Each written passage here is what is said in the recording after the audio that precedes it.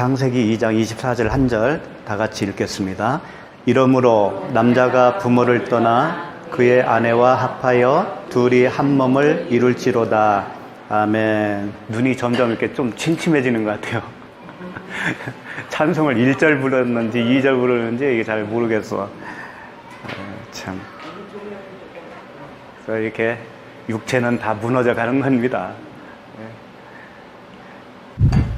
자, 오늘 이 말씀 한 절만 보기로 하겠어요.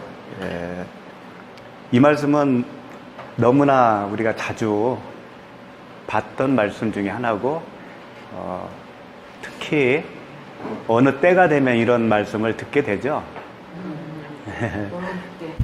그렇죠? 이 말씀을 이렇게 보면은 결혼 제도에 대해서 얘기한 것 같이 보이잖아요. 그렇죠? 인간의 결혼 제도. 그러니까 남자가 부모를 떠나 그 아내와 합하여 둘이 한 몸을 이룬다. 이게 이제 결혼이잖아요. 결혼인데 전제 조건이 있잖아요. 예. 남자가 부모를 떠나야 된다 이거예요. 남자가 반드시 부모를 떠나야 한다는 이 말이 도대체 뭘까? 그럼 여자는 부모를 안 떠나도 되는 거예요? 옛날에는 예. 우리가 진리를 알기 전에는 네.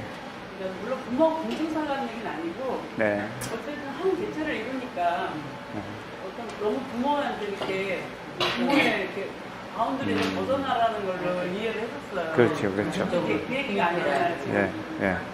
그러니까 특히 이제 부부 세미나라든가 가족 사역 세미나 뭐 이런 거 있었잖아요.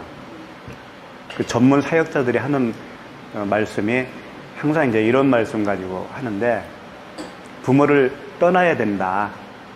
독립을 해야 된다. 아까 말씀처럼 같이 살더라도, 부모와 같이 살더라도 정신적으로는 독립을 해야 된다. 또 이렇게 가르치잖아요. 그럼 이게 진리라면, 그러면 독립해서 살게 된 가정들은 하나같이 다 잘 살아야 되잖아요. 이 말씀이 진리라면. 근데 현실은 그렇지 않잖아요. 다 이혼하는 가정도 없어야 되고, 갈등하는 가정도 없어야 되고, 그게 그렇게 돼야 진리가 맞는 거잖아요. 근데 그렇지 않단 말이죠. 그러니까 성경을 그렇게 우리 인간의 어떤 삶의 규범으로, 교훈으로 갖다 이렇게 쓰거든요, 사람이. 그래서 오늘도 결혼식장에 가신 분도 계시지만, 결혼식 하면 이제 주례사가 하는 그 주례사 중에 보면 이제 믿는 분들은 이런 말씀들을 많이 사용을 하죠. 연결된 그런 말씀들을. 그래서 남자와 여자가 한 몸을 이루어야 된다. 부모를 떠나서 좋은 가정을 이루어라.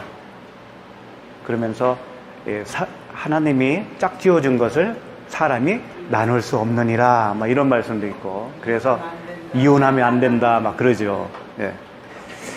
그러니까 말씀을 다 그렇게 우리 삶에다가 끌어다가 쓰게 되면은요, 진리는 훼손되는 겁니다. 그 진리는 사정없이, 진리가 하나님이시잖아요. 하나님을 우리가 살인하는 거라고요, 그게. 그러니까 요한복음 5장 39절 말씀처럼 이 성경이 내게 대하여 증언하는 것이니라. 요 기준이 항상 우리의 기준이 돼야 돼요.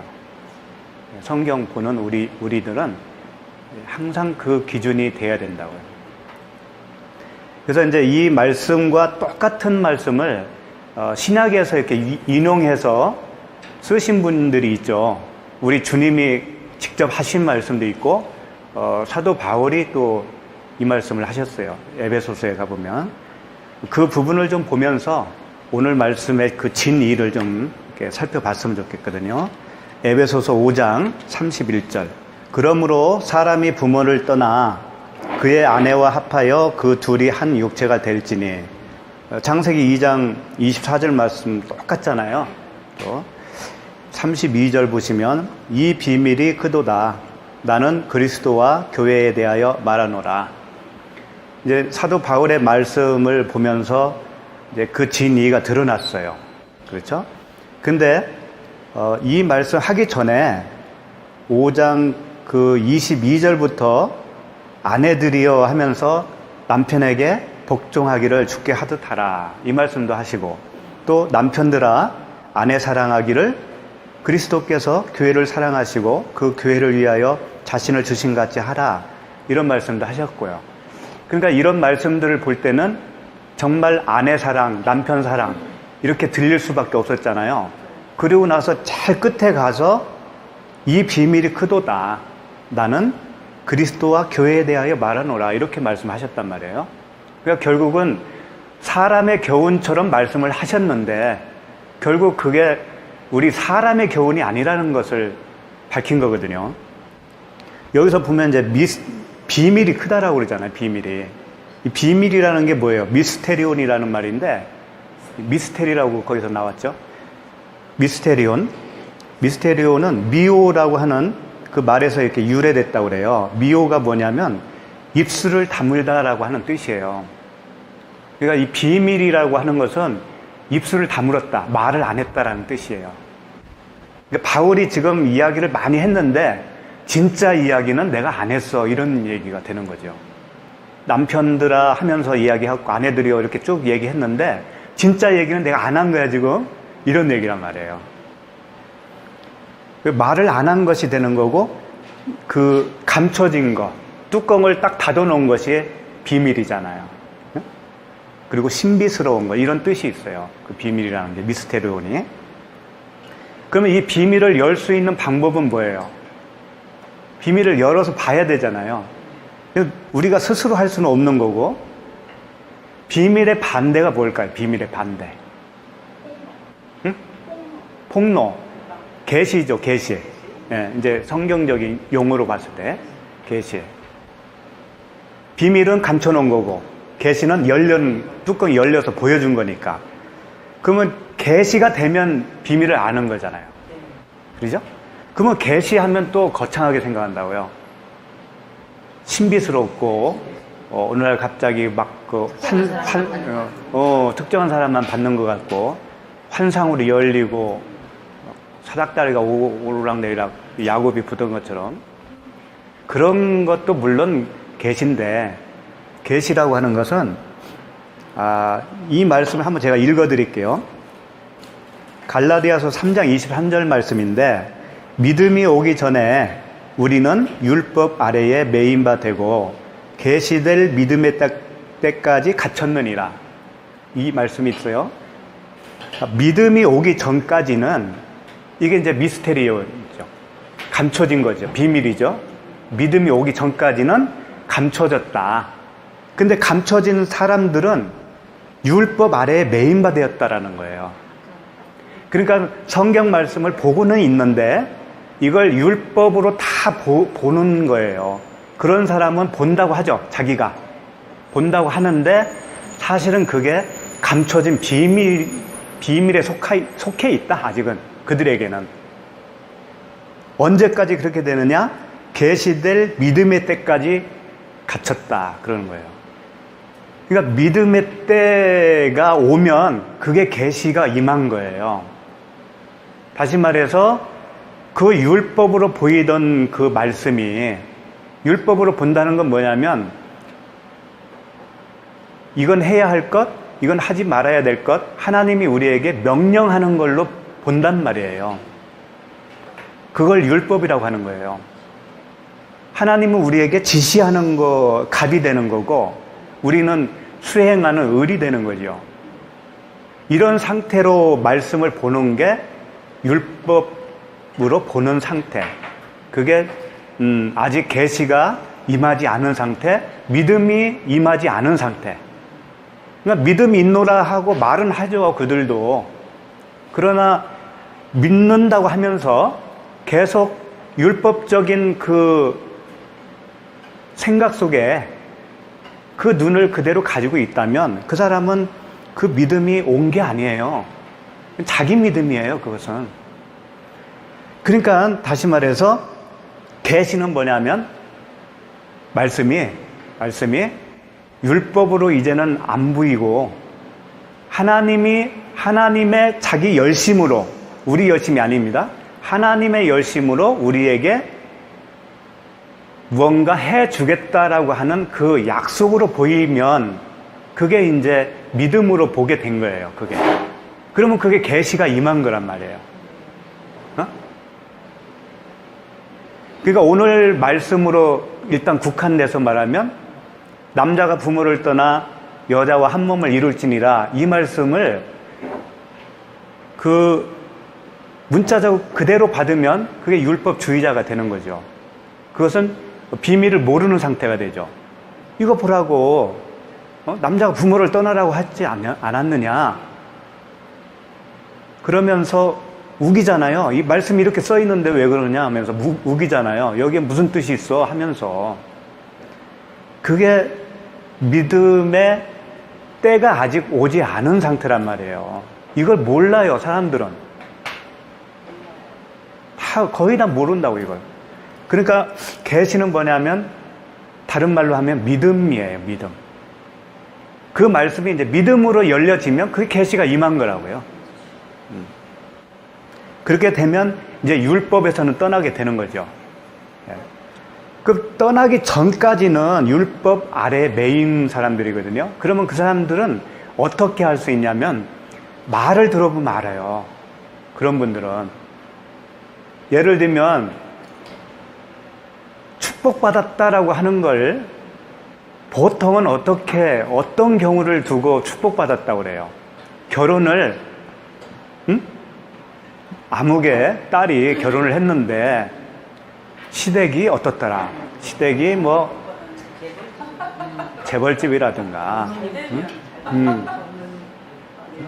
어느 집 아들이 장가를 갔는데 처갓집이 재벌이더라.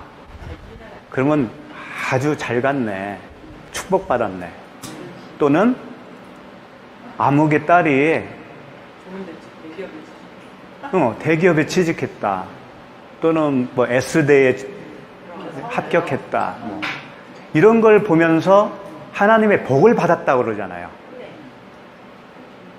하나님의 복을 받았다고 그래요. 그럼 그 사람들은 성경을 문자적으로 이해했기 때문에 자연스럽게 나온 말이란 말이에요, 그게. 그것은 비밀 속에 감춰져 있는 상태를 모르는 거예요, 그 사람들은. 아직 율법에 매인바된 사람들이란 말이에요.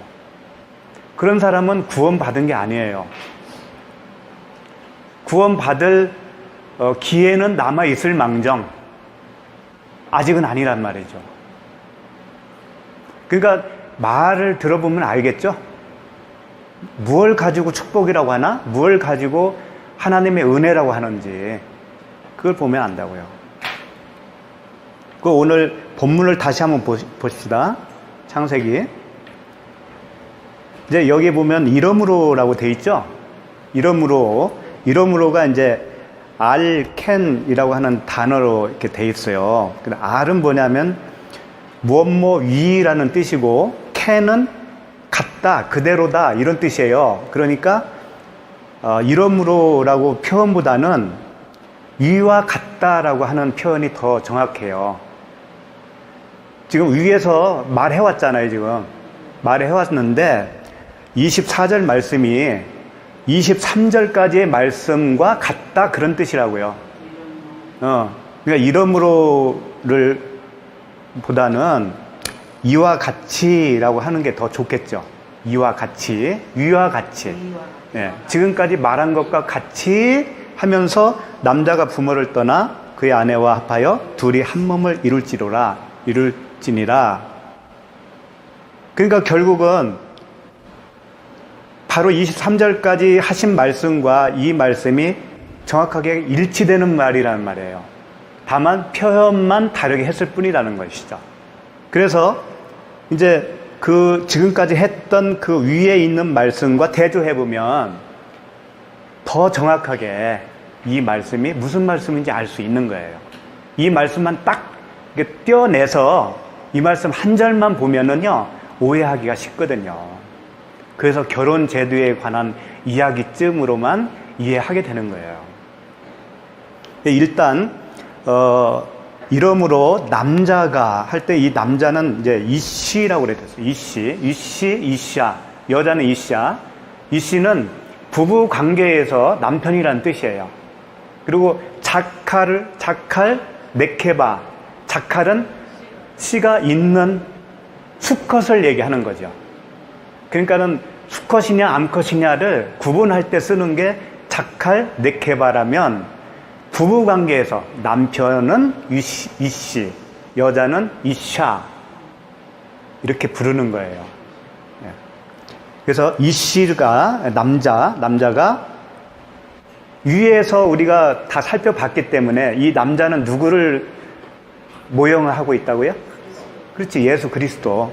그러니까 이 남자는 예수 그리스도죠. 결국은 그리스도가 부모, 여기서 부는 아버지잖아요. 아버지예요. 네. 아버지, 어머니. 그 아버지와 어머니를 떠나 이렇게 돼 있어요. 우리 한자로 그냥 한문으로 부모 이렇게 한 단어를 해버렸지만 아버지와 어머니를 떠나 이렇게 돼 있다고요. 그 아버지는 아부라고 하는 단어예요. 아부인데 알파벳 2개가 합쳐져서 아부라고 되어 있어요. 하나는 알렙이라고 하는 단어와 알파벳이죠. 베트. 알렙은 뭐냐면은 소. 네. 소를 그 출애굽한 백성들이 소를 그려놨다고 했잖아요. 온통 소를 그려놓고 또 송아지를 만들어 놓고 거기다 경배했잖아요. 이게 하나님이라고 하면서. 그러니까 이 사람들의 의식 속에는 이 알렙, 이 소라고 하는 것이 하나님을 뜻한 것인 것을 알고 있어요. 그 사람들은 의식 속에. 왜 그럴까요? 소의 특징을 보면 알아요. 소의 특징. 소의 특징이 뭐예요? 섬겨주잖아요. 네. 주인을 섬겨주죠. 소는. 예수님이 그랬잖아요. 내가 섬김을 받으러 온 게 아니고 섬기러 왔다. 예수님이 하나님이시란 말이에요. 섬겨주시는 하나님. 그 다음에 길들인다라는 뜻이 있어요. 길들인다. 알레베라고 하는 뜻 속에 길들인다. 그러니까 소를 길들인다는 얘기 있죠. 밥 갈기 위해서 처음부터 밥 갈게 시키면은요 그냥 뛰고 그래요. 난리 나요. 코에다가 끼잖아요. 껴서 순하게 말 잘 듣게 길들인 다음에 그 다음에 이제 일을 시키잖아요. 그 길들인다고 하는 뜻이 있는데 예수님이 그랬잖아요. 수고하고 무거운 짐진 자들아 다 내게로 오라. 내가 너희를 쉬게 하리라 하면서 뭐라고 그랬어요? 나는 마음이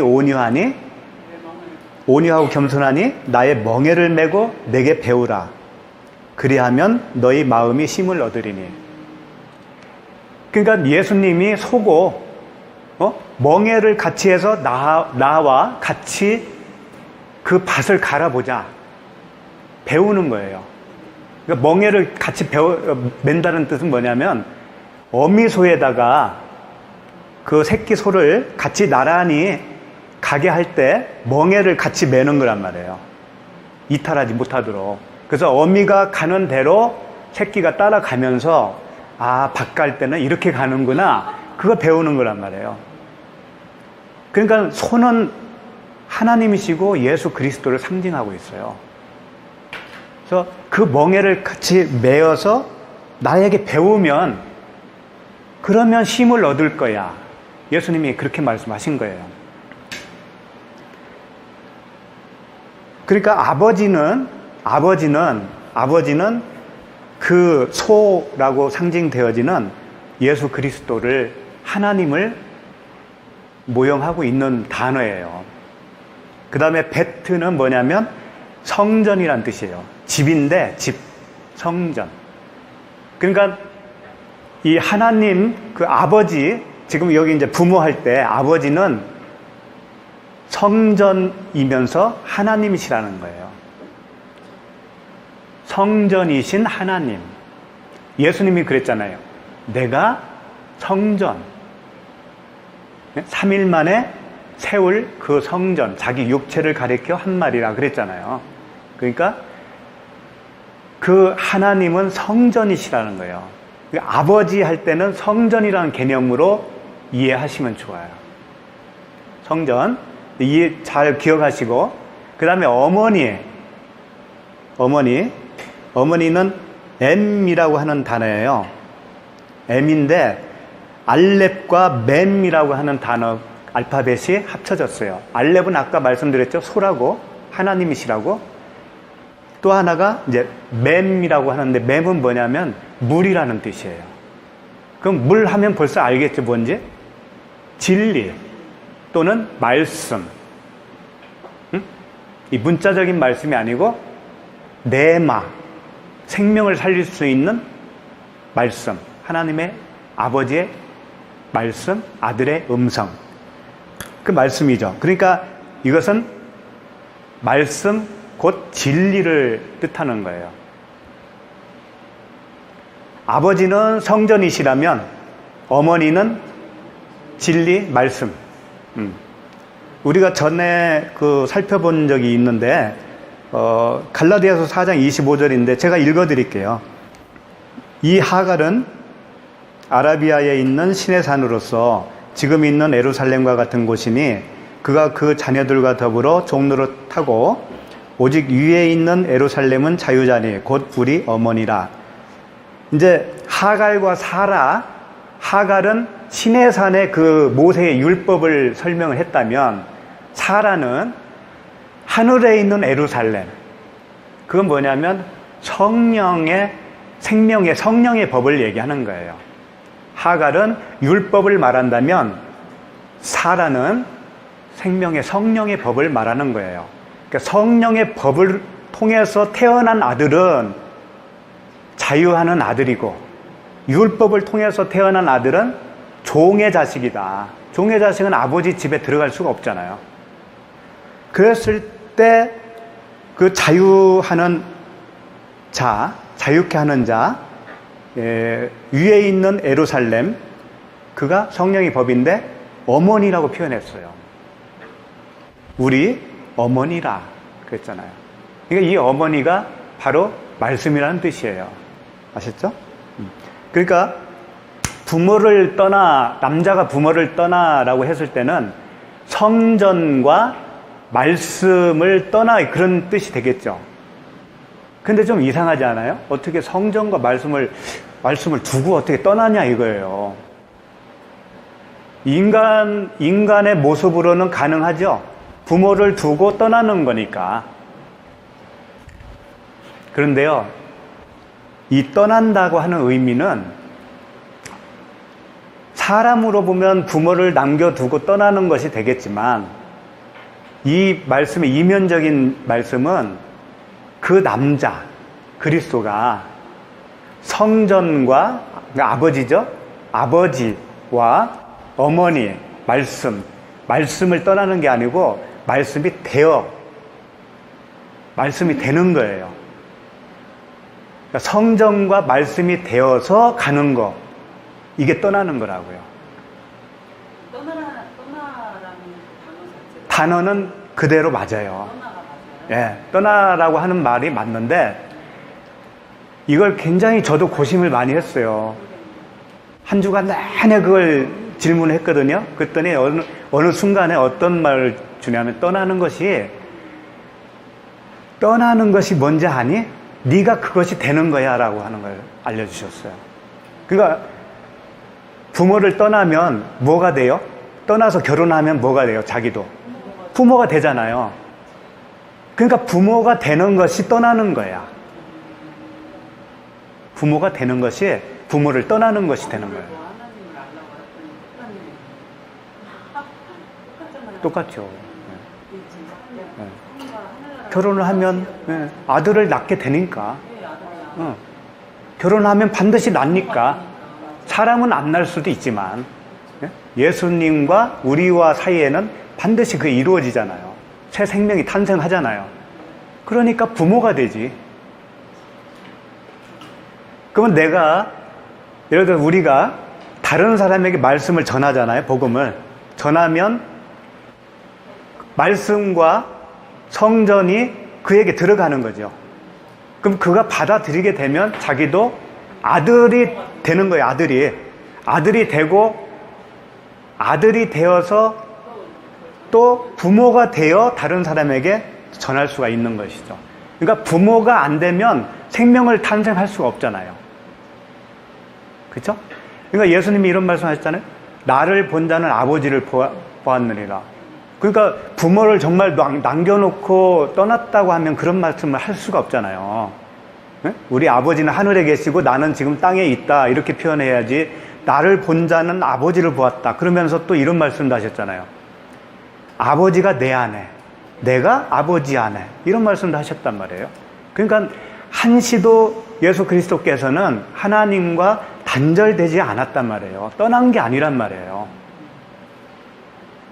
근데 왜 떠났다라고 표현을 했냐면 이유가 있어요. 바로 위에 있는 그 내용과 일치돼야 되기 때문에 그래요. 한번 볼까요?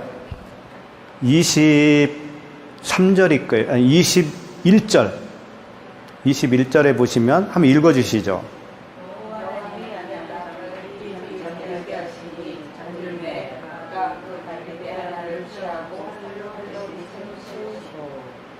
그렇죠. 그러면 이제 아까 같다고 그랬잖아요. 위에 말씀과 내용이 같은 거야. 여기서 한번 잘 대조를 한번 해보자는 얘기지. 24절에 남자가 부모를 떠나는 것이 21절에서는 어떤 말씀에 해당될까요? 부모를 떠나는 것이. 잠들게 하시니 잠들매 갈빗대 하나가 빠져나오는 거. 그렇지. 그게 떠나는 거지. 떠나는데 전주에 우리 말씀드렸지만 아담과 또 다른 같은 아담. 그 여러 개 중에 한 개가 아니고 같은 하나라고 그랬잖아요. 그러니까 아담에게서 갈빗대가 나온 것은 아담이에요, 그게. 근데 그걸 성령이라고 부른다고 그랬잖아요, 성령. 그래서 떠난다라고 표현은 하지만 사실은 같은 거라는 거지. 알겠죠? 그런 의미예요. 똑같은 거예요. 부모를 떠나 아내와 합하여 둘이 한 몸을 이룬다. 이 말씀은 어떻게 되는 거예요? 22절이 되겠죠. 여호와 하나님이 아담에게서 취하신 그 갈빗대로 여자를 만드시고 그를 아담에게로 이끌어 오시네. 여자를 탄생케 한 것, 그것이 예수 그리스도와 여자, 우리가 한 몸을 이룬 것, 같은 얘기잖아요, 지금. 같은 말씀을 반복적으로 하신 거란 말이에요. 다음 주에 볼 25절도 역시 똑같아요. 같은 내용의 말씀을 다르게 표현한 것 뿐이에요. 그래서 이제 좀 이해를 하실 거고, 예수님이 이 말씀을 또 하신 곳이 있어요. 예수님이. 거기는 우리가 한번 찾아봅시다. 마태복음 19장 말씀입니다. 마태복음 19장 3절부터. 19장 3절 찾으셨어요? 거기 보면 바리새인들이 예수께 나와 그를 시험하여 이르되 사람이 어떤 이유가 있으면 그 아내를 버리는 것이 옳으니까. 이게 무슨 질문이에요, 지금? 이혼의 사유가 뭡니까? 이걸 물어본 거예요. 그렇죠? 예. 근데 이걸 시험하여 이르되니까 예수님을 좀 넘어뜨리려고 하는 의도가 깔려 있겠죠. 그런데 이 사람들은 바리새인이에요. 바리새인은 우리와 동떨어진 사람이라고 생각하면 안 돼요, 일단은. 똑같은 사람들이에요. 똑같은 사람들인데 사람은 항상 뭘 원하냐면 내가 지금 살고 있는 이 세상에 관심이 있어요. 그렇죠. 눈에 보이는 이 세상 살아가는 어떤 지혜라든가 또 어떻게 어떻게 이 말씀이 나에게 적용해서 내가 어떻게 행동해야 될까? 이런 교훈으로만 말씀을 찾는 경향이 있다고요. 그러니까 이들도 역시 마찬가지예요. 땅의 것을 질문을 한 겁니다. 예수님에게. 근데 예수님은 질문에 대답을 해주셔요. 분명히 해주시는데 위엠말로 대답을 해주셔요. 위엠말로. 그러니까는 질문하는 사람은 아래 걸로 질문을 하고 예수님은 위에 걸 가지고 대답을 해주셔요. 그거 알아먹을 수가 없는 거예요. 성경은 그게 제일 이상했었어요. 그걸 알아, 이 말씀 물었는데 엉뚱한 대답을 하시니까. 그렇죠. 여기서도 마찬가지입니다. 여기 대화에서도 여실하게 그게 증명이 되거든요. 한번 보자고요. 4절 보시면 예수께서 대답하여 이르시되 사람을 지으신 이가 본래 그들을 남자와 여자로 지으시고 말씀하시기를 그러므로 사람이 그 부모를 떠나서 아내에게 합하여 그 둘이 한 몸이 될지니라 하신 것을 읽지 못하였느냐. 창세기 2장 24절이죠. 이 말씀을 너 읽어봤잖니. 그러면 무슨 내용인지 알아먹어야 되지 않느냐. 이제 이런 말씀이에요. 그런데 그 전에 무슨 말씀하셨어요? 4절에 사람을 지으신 이가 본래 얘기예요. 본래. 너희들은 지금 오해하고 있지만 본래는 남자와 여자로 지었다. 이 뜻이 뭔지 아세요? 우리 다 했어요. 자칼 우 레케바. 남자와 여자를 따로 지었다는 뜻이 아니고 남자를 여자로 만들었다 그런 얘기죠. 그러니까 남자를 씨 있는 여자로 만드는 것이 하나님의 최종 목표라는 거예요. 그 목표를 이루기 위해서 첫 번째 사람 예수 그리스도, 아담을 통해서 예수 그리스도는 이 땅에 오셨잖아요. 그런데 여자로 오신 거예요. 사람의 모습을 가지고 오면 일단 여자니까. 그런데 그분에게는 다른 사람에게 없는 씨가 있단 말이에요. 그 말씀을 하신 겁니다, 이게. 예수님이. 원래는 한 몸으로 만든 거야, 이런 뜻이야. 남자와 여자를 따로 만든 게 아니고 원래는 한 몸으로 만들었단다. 그런데 너희들이 나눈 거야. 이런 말씀이 함축적으로 들어가 있어요. 그러니까 예수 그리스도, 하나님과 생명을